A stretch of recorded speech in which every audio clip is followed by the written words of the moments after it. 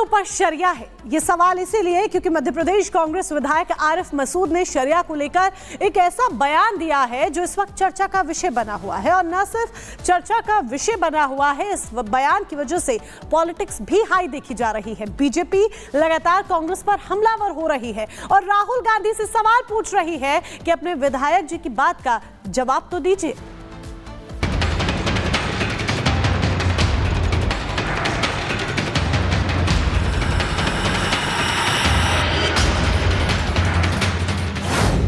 धर्म की लड़ाई शरीयत पर आई। कांग्रेस विधायक का बयान, नहीं मानेंगे संविधान। मैं कहना चाहता हूं उन तमाम पार्टियों को, चाहे आंध्र प्रदेश की हो चाहे बिहार की हो, उठो और खड़े हो और शरीयत बचाने के लिए फैसला लो। सुना आपने, यह है कांग्रेस के विधायक आरिफ मसूद, जो कि मध्य प्रदेश की भोपाल सीट से चुनकर आए हैं। जब ये विधायक बने होंगे तो इन्होंने भारतीय संविधान के तहत हर उन शर्तों को पूरा किया होगा जो उस पद पर चुनाव लड़ने के लिए जरूरी होता है। जब ये विधायक बने होंगे तो निश्चित ही संवैधानिक तरीके से चुनाव का हिस्सा रहे होंगे। जब ये विधायक बने होंगे तो इन्होंने भी संविधान की शपथ ली होगी। लेकिन आज इनको ना ही वो शपथ याद है और ना ही वो प्रक्रिया जिसके तहत ये यहाँ चुनकर पहुंचे हैं, क्योंकि इनके लिए वो शरिया सबसे ऊपर है जिसको लागू करवाने के लिए ये किसी भी हद तक जा सकते हैं और लोगों से भी इसी बात की अपील कर रहे हैं। दरअसल कांग्रेस विधायक आरिफ का एक वीडियो सामने आया जिसमें मसूद कह रहे हैं कि शरीयत को बचाने के लिए तमाम राजनीतिक दलों को एक होना होगा। जो लीडरान सियासत की पार्टी के अंदर ये सोच रहे हैं कि हम अपने नेता के कैसे खिलाफ जाएंगे, तो मैं उनसे पूछना चाहता हूं कि आप नेता के खिलाफ नहीं जाना चाहते तो क्या शरीयत के खिलाफ जाना चाहते? आपको फैसला लेना होगा। मध्य प्रदेश के अंदर एनआरसी का मौका आया, मैंने उसी रात ऐलान कर दिया था कि मुख्यमंत्री जी अभी 2 घंटे हो गए, आपका जवाब नहीं आया। अगर आपने मध्य प्रदेश के अंदर एनआरसी लागू करी और आपका जवाब नहीं आया तो ये आरिफ मसूद आपकी पार्टी का मेंबर नहीं रहेगा, इस असेंबली का मेंबर नहीं रहेगा। कांग्रेस विधायक आरिफ मसूद का ये वीडियो वायरल होने के बाद बीजेपी हमलावर है। बीजेपी प्रवक्ता नरेंद्र सलूजा ने मसूद के बयान को लेकर कांग्रेस पर गंभीर सवाल खड़े कर दिए। उन्होंने आरिफ मसूद के बयान पर कांग्रेस से ही सवाल पूछ डाला। तो स्पष्ट करना चाहिए कांग्रेस को और जीतू पटवारी को कि वो कांग्रेस के विधायक के इस बयान से सहमत है या असहमत है। यदि कांग्रेस उनके बयान से सहमत है तो स्थिति स्पष्ट करे, और कांग्रेस के मुंह में उस दिन से सभी नेताओं के मुंह में दही जम गया जिस दिन से उनका बयान सामने आया, तो निश्चित तौर पर उनका जो संबोधन है बेहद आपत्तिजनक है। आरिफ मसूद का वीडियो अब तेजी से वायरल हो रहा है। कांग्रेस नेता के इस बयान पर सीधे तौर से कुछ भी कहने से लोग बच रहे हैं, लेकिन बीजेपी इस मुद्दे पर कांग्रेस को घेर रही है।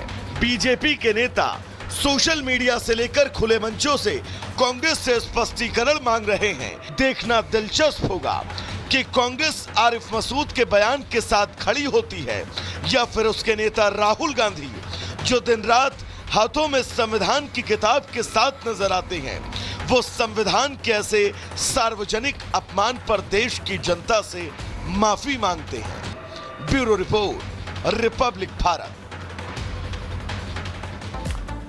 तो संविधान की एक कॉपी हाथ में लेकर चलने वाले राहुल गांधी इस पूरे मुद्दे पर अभी फिलहाल चुप नजर आ रहे हैं। अपने नेता की जुबानी पर उनके पास कोई भी जवाब नहीं है। ऐसे में भारत में शरिया कानून के बारे में भी जान लेना आपके लिए बहुत ज्यादा जरूरी है, जिसका जिक्र यहाँ पर कांग्रेस नेता करते नजर आ रहे हैं। 1937 में शरिया की शुरुआत हुई, 37 में हम बात कर रहे हैं। आजादी से 10 साल पहले इसकी शुरुआत हो गई थी।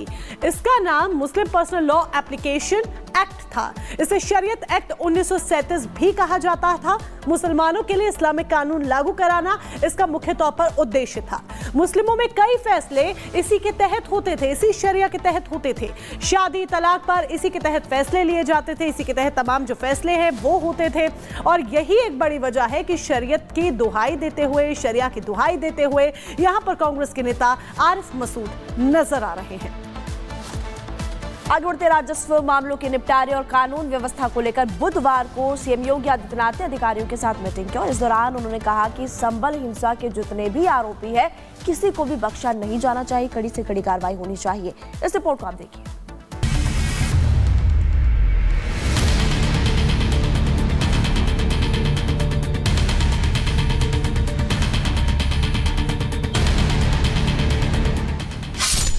योगी का वचन ही शासन।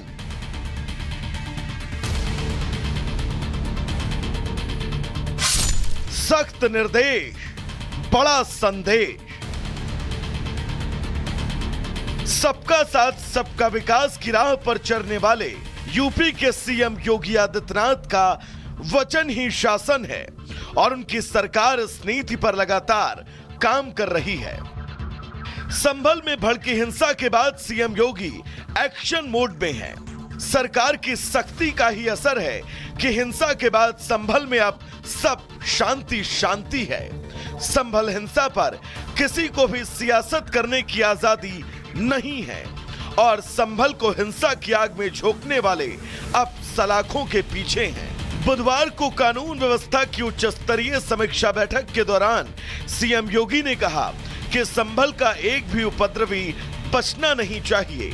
अधिकारियों को सीएम योगी ने निर्देश देते हुए कहा, जिन्होंने सार्वजनिक संपत्ति को क्षतिग्रस्त किया है उसे ठीक कराने का खर्च भी उपद्रवियों से वसूला जाए। अराजकता फैलाने वालों को चिन्हित कर उनके पोस्टर लगे, जनता का सहयोग ले, सघन सर्च ऑपरेशन चलाएं, एक भी उपद्रवी न बचे।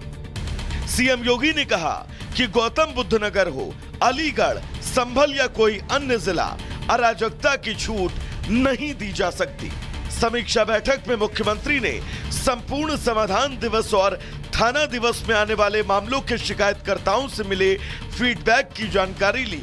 साथ ही आईजीआरएस और सीएम हेल्पलाइन पर मिले लोगों के फीडबैक पर रिपोर्ट जारी करते हुए सीएम ने नाराजगी जाहिर की। उन्होंने खराब प्रदर्शन करने वाले विभागों, मंडलायुक्तों, डीएम, तहसीलों, रेंज थानों से जवाब लिए जाने के निर्देश दिए। सीएम योगी ने जिलों में राजस्व मामले के निपटारे और कानून व्यवस्था की स्थिति की भी समीक्षा की। सीएम ने कहा कि जनसुनवाई और राजस्व मामले में लापरवाही, लेट लतीफी स्वीकार नहीं होगी। सबकी जवाबदेही तय होगी। मिशन मोड में राजस्व मामलों का निपटारा करें। सीएम योगी ने कहा कि किसी भी गरीब के साथ अन्याय न हो। जनता से जुड़े विभागों के अधिकारी तय समय पर जनता से जरूर मिले। जीरो टॉलरेंस की नीति पर काम हो। सीएम योगी का संदेश साफ है, अफसरों को जनता के हित में काम करना होगा और लापरवाही कतई बर्दाश्त नहीं की जाएगी। ब्यूरो रिपोर्ट और रिपब्लिक भारत।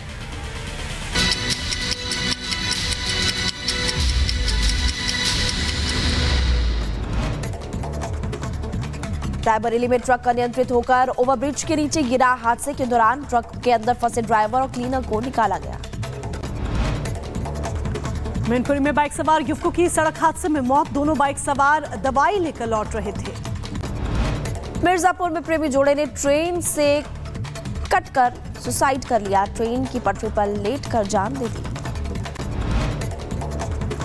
मिर्जापुर में पुलिस और बदमाशों के बीच मुठभेड़। 2 बदमाशों के पैर में गोली लगी। बदमाश के पास से पुलिस ने अवैध बाइक और हथियार बरामद किया। आगे बढ़ते महोबा में डिवाइडर से टकराई तेज रफ्तार कार। हादसे में 2 युवकों की मौके पर मौत। रायबरेली में तेज रफ्तार ट्रक ने बाइक सवार को कुचला। हादसे में बाइक सवार युवक की मौके पर मौत हुई।